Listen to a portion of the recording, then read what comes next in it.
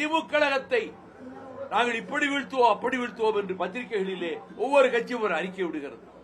புதிதாக கட்சி ஆரம்பித்திருக்கிற கலை உலகத்திலிருந்து வந்தவரும் சொல்லுகிறார், அவர் தமிழகத்தினுடைய பொது பிரச்சனைகள் எத்தனை பிரச்சனைகளிலே அவர் தலையிட்டார்.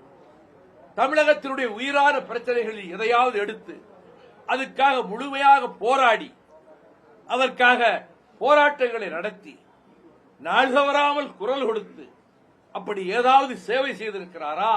கிடையாது. வெள்ளித்திரையிலே ஜொலித்திருக்கிறார், கலைத்துறையிலே மிளிர்கிறார். நான் தனிப்பட்ட முறையில் அவரை நான் மதிக்கிறேன்.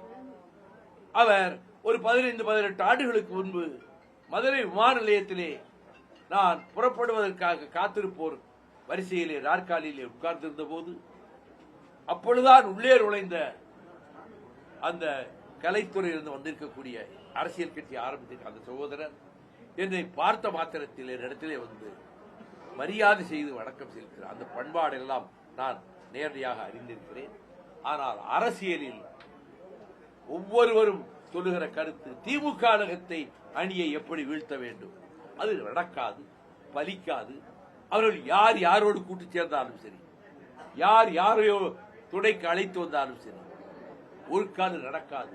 உள்துறை மந்திரி அமித்ஷா என்ன மனிதர் மிகுந்த கர்வத்தோடும் அகந்தையோடும் திமுக கழகத்தை துடைத்து எறிவோம் என்று சொல்லுகிறார்.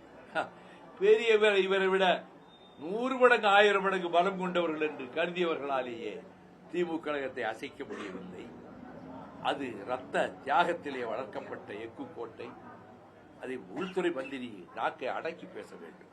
அமித்ஷா, மைண்ட் யுவர் டங், நாக்கை அடக்கி பேச வேண்டும். துடைத்தெறிவோம் என்று சொல்வதற்கு எத்தனை ஆண்டு, 75 ஆண்டுகள் கடந்து விட்டது திராவிட இயக்கத்துக்கு. ரத்தமும் கண்ணீரும் வியர்வையும் சிந்தி பாதுகாக்கப்பட்ட அந்த இயக்கத்தை துடைத்தெறிவோம் என்று சொல்வதற்கு உள்துறை அமைச்சருக்கு அவ்வளவு ஆணவமா? ஒரு கால் நடக்காது. நாங்கள் அப்படி பேசுறோமா? துடைத்தெறிவோம், உடைத்தெறிவோம், அடியோடு அகற்றுவோம் என்று சொல்றோமா? கிடையாது. அப்படி சொல்ல மாட்டோம். ஒரு கட்சியை மதித்து பேச வேண்டும்.